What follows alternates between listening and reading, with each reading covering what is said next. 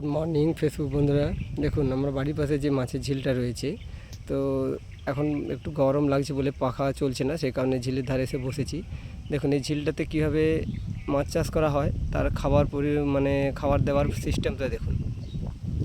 এই যে নৌকোতে করে একজন রয়েছে, যেখানে এদের রুম বানানো আছে, সেইখানে মাছের খাবারগুলো বস্তা প্যাকিং করে একটা ওয়েট হিসাবে রাখা হয়, যে এই পরিমাণ করে প্রত্যেকদিন খাওয়াতে হবে। দেখুন এই যে খুঁটি পুরো সাদা সাদা বস্তা দেখতে পাচ্ছেন, এখানে একটা একদম ওই পিলার থেকে একটা দড়ি সোজা পিলার করে বেঁধে রেখেছে, একদম এই দেখো খুঁটিতে খুঁটিতে করে রেখেছে পুরো একদম ওই ধার পর্যন্ত, মানে মাঝখানে আর কি, পুরো দু ধারের যে আছে তার মাঝখান বরাবর রেখেছে। এইবার যেখানে এদের রুম রয়েছে সেখানে মাছের খাবারটা তৈরি করে, মানে বস্তা থেকে এনে বিভিন্ন রকম খাবার মিক্স করে একটা পরিমাণ মতো ব্যাগ তৈরি করে।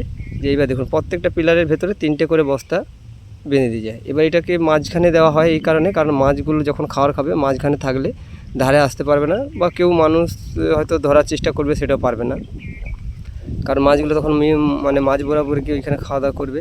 দেখুন এই খাবারটা বাঁধার সিস্টেম দেখুন, নৌকো করে খাবারটা নিয়ে এসছে, নিয়ে একজন কী করছে, নৌকোতে বসে বসে ওই দড়িতে বস্তাগুলো ঝুলিয়ে বেঁধে দিচ্ছে, মানে একটু লেভেল জল বরাবর রেখে বেঁধে দিচ্ছে। তাহলে কি ওইতে ছিদ্র রয়েছে, সেই ছিদ্র থেকে খাবারগুলো বেরোবে এবং মাছটা ধীরে ধীরে এসে ওই ছিদ্র থেকে খাবার বেরোলে সেগুলো খেয়ে খেয়ে ওরা জীবিত থাকবে বা বড় হওয়ার চেষ্টা হবে। এইভাবে এখানে মাছ চাষ করা হয়। এখানে আমার একটা বাড়ির পাশে ঝিল, এরপর আরও বড় বড় ঝিল আছে, আমার বাড়ির চারপাশেই ঝিল।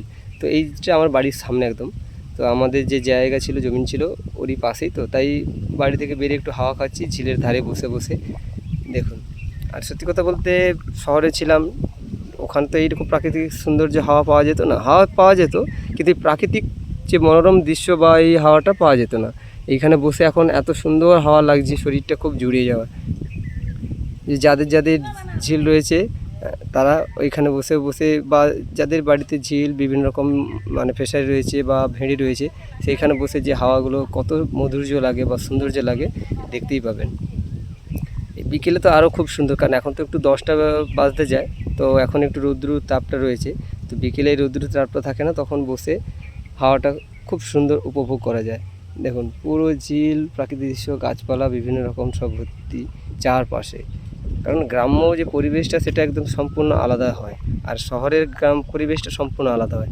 সেখানে গাড়ি ঘোড়া চলতে থাকে, বিভিন্ন রকম ধোঁয়া, বিভিন্ন রকম আওয়াজ, কিন্তু এখানে প্রাকৃতিক যে সৌন্দর্য হাওয়াটা, এখানে শুধু পাখির কলরব, বিভিন্ন রকম পাখির আওয়াজ এবং বাতাসের মৃদুতা হাওয়া, মানুষের দু একটা কথাবার্তা।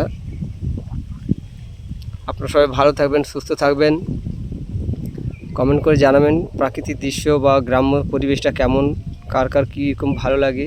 আমার তো খুব উপভোগ করার মতো, কারণ আমার গ্রামের মধ্যে বাড়ি, তাই আমি গ্রাম্য পরিবেশটাকে খুব উপভোগ করি, কিন্তু বাইরে কাজের সূত্রে থাকার জন্য অতটা উপভোগ করতে পারি না, কারণ বছরে 2-3 বারই ছুটি পাই, তাই তখনই বাড়ি ফিরি, বাকি সময়টা আমাকে শহরেই কাটাতে হয়।